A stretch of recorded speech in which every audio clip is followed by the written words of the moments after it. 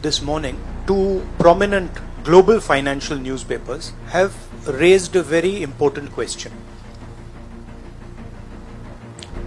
So that's the Financial Times, and you can see right on top, Adani Group, hidden investors and a secret paper trail.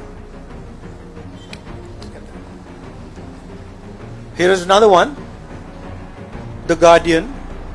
Modi linked Adani family secretly invested in own shares, documents suggest. And the third one, a wealthy Indian family with links to Modi invested in own shares. Now, these are not any random newspapers. These are newspapers that affect investment in India. They affect the perception of our country in the rest of the world. Now, there are a few questions that they are asking. These newspapers are asking. First of all, they are stating clearly that over $1 billion of money went from India, was circulated in different places, and then came back to India. This is, according to them, clearly proved with documentation that they have. Right?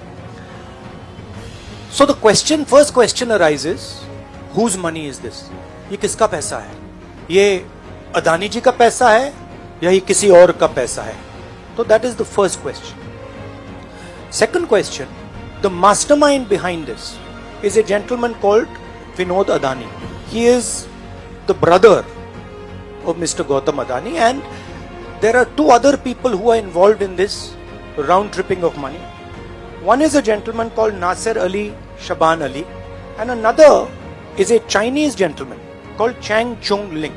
So the second question arises, why are these two foreign nationals being allowed to play with the valuation of one of the companies that controls almost all of Indian infrastructure? Who are these people? And why are they being allowed to do this? And what is the role of the brother of Mr. Adani in all this?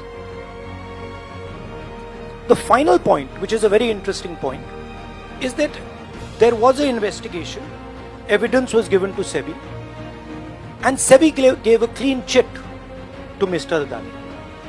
And it's very interesting to note that the same gentleman who gave a clean chit to Mr. Adani is today a director in NDT. So it is very clear that there is something very wrong here. Now, we are trying to show the world that we are a transparent economy.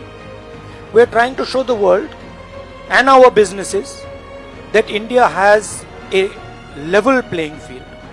The question, of course, is why is this one gentleman who is close to the Prime Minister of India allowed to move $1 billion to pump up his share price, to use that money to capture Indian assets, airports, ports? Why is there no investigation taking place? It's very important that the Prime Minister of India, Mr. Narendra Modi, clears his name and categorically explains what is going on. At the very least, a JPC should be allowed and a thorough investigation should take place. I don't understand why the Prime Minister is not forcing an investigation.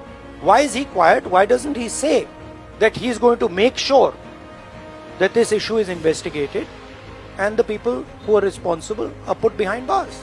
So this is raising a very serious question on the Indian Prime Minister just before leaders of the G20 are coming here, are going to be our guests, and they are going to be asking the question, what is this special company?